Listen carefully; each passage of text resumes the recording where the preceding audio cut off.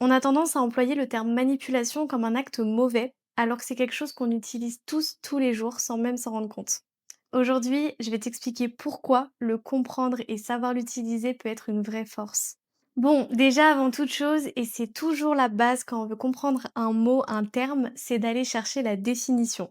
Il faut savoir que la définition du mot manipuler, il a énormément changé depuis l'époque. C'est-à-dire qu'à l'époque, c'était vraiment un terme neutre. On l'utilisait vraiment pour dire agir sur quelque chose, avoir un effet sur quelque chose ou quelqu'un. D'ailleurs, ça signifiait juste manipuler quelque chose avec les mains, aussi simple que ça. Mais ça avait vraiment cet effet neutre. Avec le temps et la façon dont on l'a employé et utilisé, ça a évolué pour devenir plutôt un terme d'action qu'un terme vraiment technique, d'usage propre et neutre. Ça va être le fait d'influencer quelqu'un très souvent sans qu'il en ait conscience et surtout, et c'est ça qui ressort énormément, avec une connotation quand même très négative. C'est un mot qui est devenu ultra péjoratif avec le temps. Et je me suis demandé pourquoi. Pourquoi on utilisait ce terme, même des fois on va insulter quelqu'un ou traiter quelqu'un de manipulateur, manipulatrice, etc. Et je me suis dit, mais pourquoi? Parce qu'en soi, la manipulation de base, c'est quelque chose de très neutre. On pourrait apparenter ça d'ailleurs à un outil. D'autant plus que tout le monde manipule. Peu importe l'âge, peu importe le contexte, ça arrive constamment. Limite, ça arrive tous les jours en fait, sans même qu'on s'en rende compte. Je me rappelle d'une fois où mon neveu il voulait jouer avec mon téléphone et je lui disais non. Et il m'a dit, il devait avoir, je crois, à cette époque, peut-être, allez, entre 5 et 7 ans, on va dire 6. Et il me dit, mais Camille, tu m'aimes, non? Et là, je me suis dit: «Ah ouais, c'est un vrai manipulateur, hein».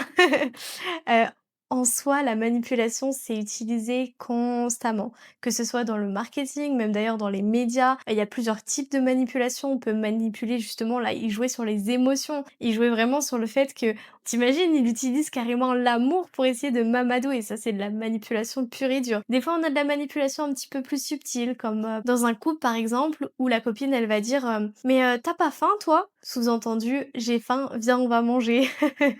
C'est tout ça, c'est des petites manipulations pour, entre guillemets, «arriver à chaque fois à ses fins» et c'est juste pour dire que on le retrouve constamment partout. Mais comme n'importe quel outil, ça dépend la façon dont on l'utilise, l'usage qu'on en fait et j'irai même plus loin, l'intention qu'on y met derrière. Un couteau, par exemple, ça peut servir à couper de la nourriture pour nourrir sa famille ou même les plus démunis, comme ça peut tuer, comme ça peut aider plutôt à tuer, parce que c'est pas le couteau qui tue. Mais voilà, c'est un outil, c'est vraiment ce qu'on va en faire qui va faire la différence et pour moi, la manipulation, c'est pareil. C'est pour ça que j'ai du mal à comprendre qu'on l'associe à quelque chose de mauvais, alors qu'en soi, c'est simplement un outil, mais surtout que ça peut avoir des conséquences derrière également. Bon, évidemment, le simple fait de parler d'influencer quelqu'un, donc vraiment de l'inciter à faire quelque chose ou à prendre une décision ou quoi que ce soit, sans vraiment qu'il en ait conscience, je peux concevoir que ce concept-là peut paraître péjoratif. Maintenant, il faut pas oublier qu'il y a des manipulations qui peuvent être très bienveillantes. Même si de manière générale, tout le monde devrait être maître de soi-même et voilà, hein, chacun a son libre arbitre, la manipulation, ça peut être utilisé vraiment à des fins hyper bienveillantes. Ne serait-ce que par exemple, quand quelqu'un fait une tentative de suicide, on va aller le voir et on va manipuler la personne pour justement la faire changer d'avis. Ça nous est tous arrivé des moments de notre vie où on est perdu,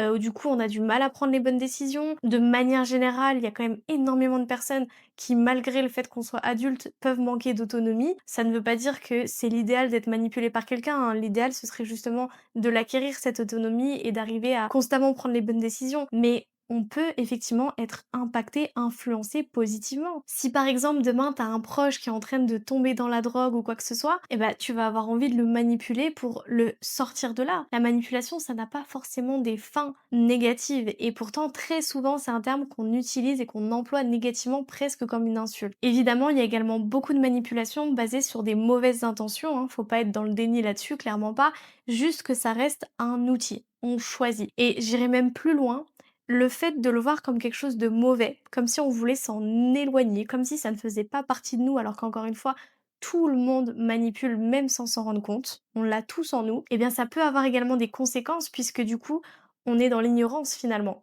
Puisque la manipulation est utilisée constamment et partout, et que ça peut être une arme à double tranchant, eh bien il faut d'autant plus en avoir conscience finalement.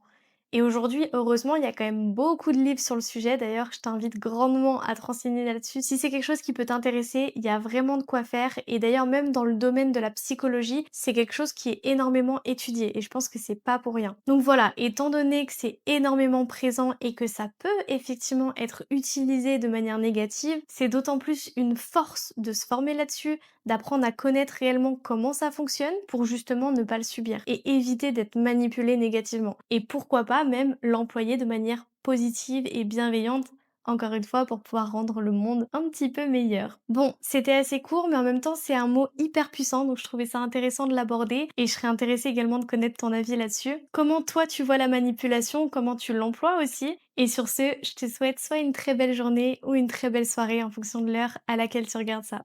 Bisous, ciao ciao.